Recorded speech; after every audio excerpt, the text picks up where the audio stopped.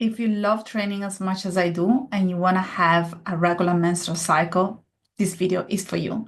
Today, I want to talk about something that is really close to my heart because it's something that I struggle with deeply during my own recovery journey. When I first started my period recovery, I thought I had to make a choice, either be active and move my body or have a healthy menstrual cycle. And I'm wondering, have you ever felt that way? To me, it felt like an impossible trade-off. And honestly, it really broke my heart. Movement had always been a part of my life.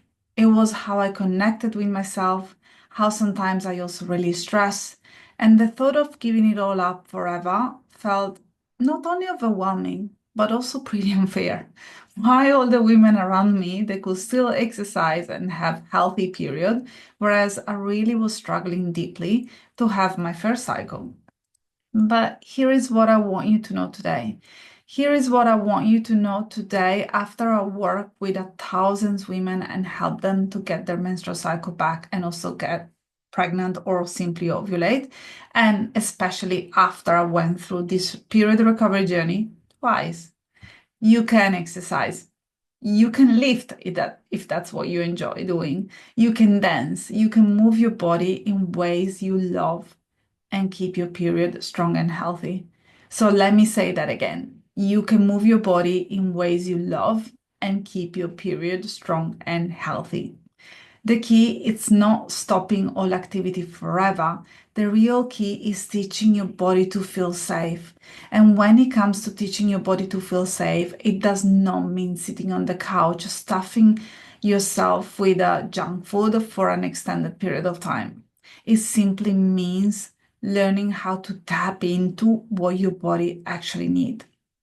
So the question is, how do you help your body feel safe enough to maintain a regular menstrual cycle while also staying active?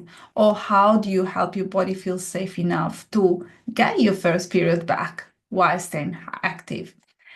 So open up your ears because that's really what I want you to focus on for the next few days, weeks, and months. The first one is fueling. If you haven't watched my video from last week in terms of what to eat on to get your period back, please just go back and make sure that you watch the video from last week. And the questions that you need to ask yourself is, are you giving your body enough energy to match what you are using? Are you giving your body enough energy to sustain a regular menstrual cycle? Are you in a caloric surplus based on the current level of activity that you're doing? Are you allowing yourself to eat throughout the day with consistency and joy?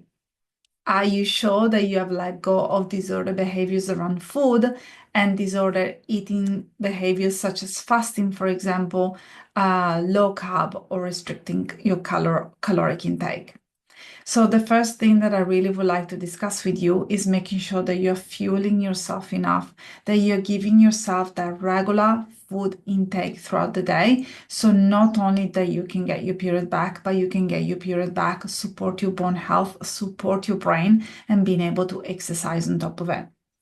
Secondly, are you allowing enough rest, sleep, and downtime for true recovery?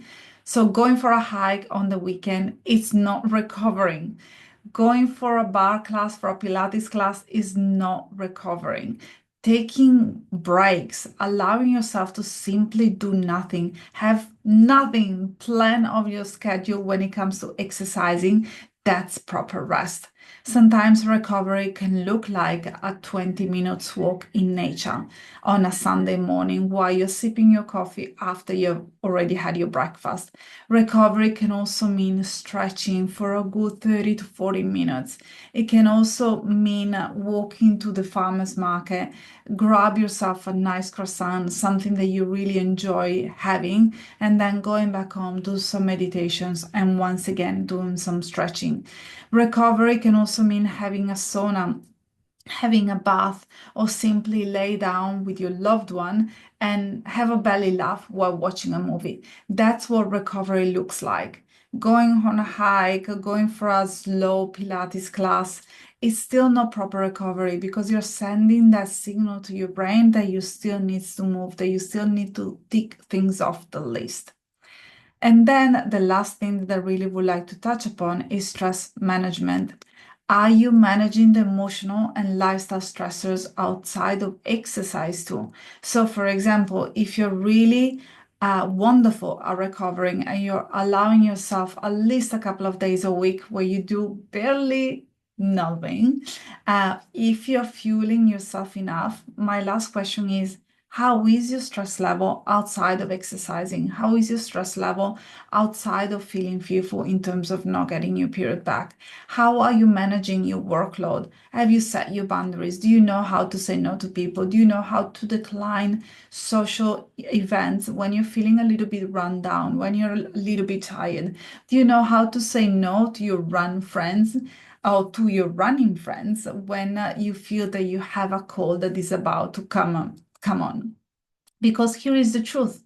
If your body constantly feels under threat, and that could be from underfueling, overexercising, or chronic stress, it's going to protect you the best ways it knows how, by shutting down non-essential systems like your reproductive health.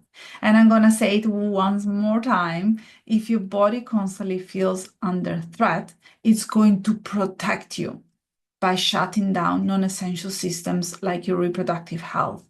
So please remember, hypothalamic amenorrhea happens for you. It doesn't happen to you. It's simply your body giving you a nudge in terms of what it needs to recover and to get you back on track, to get you back into health. So you don't have to give up what you love. You don't have to fuel your workouts. You may need to tweak them for an extended period of time, but there is no need for you to fear them or completely cut them out to your weekly routine. You just need the right strategy, the right support, and the right signals of safety. If you're tired of feeling stuck between all or nothing, if you're ready to regain your period, protect your hormonal health, and move joyfully again, I really have something special for you. And I'm really excited. I'm inviting you to join my free training, the 5 game-changing steps to get your period back. The 5 game-changing steps to get your period back. In this live training, I'll walk you through exactly what it takes to rebuild your cycle, reconnect with your body, and move forward without fear of confusion. You can sign up right now. The link is just down below. And if you're watching this video after the training has already happened, you can always go back and watch the replay. I can't wait to help you take the first step towards your most empowered self. Sorry, it was just a mixture between empowered and powerful self. So if you find this video helpful, don't forget to like it, subscribe for more support around period recovery and hormonal health, and share this with a friend who needs to hear it. Remember, you're not alone and you're absolutely capable of full recovery. I'll see you next time. Bye for now.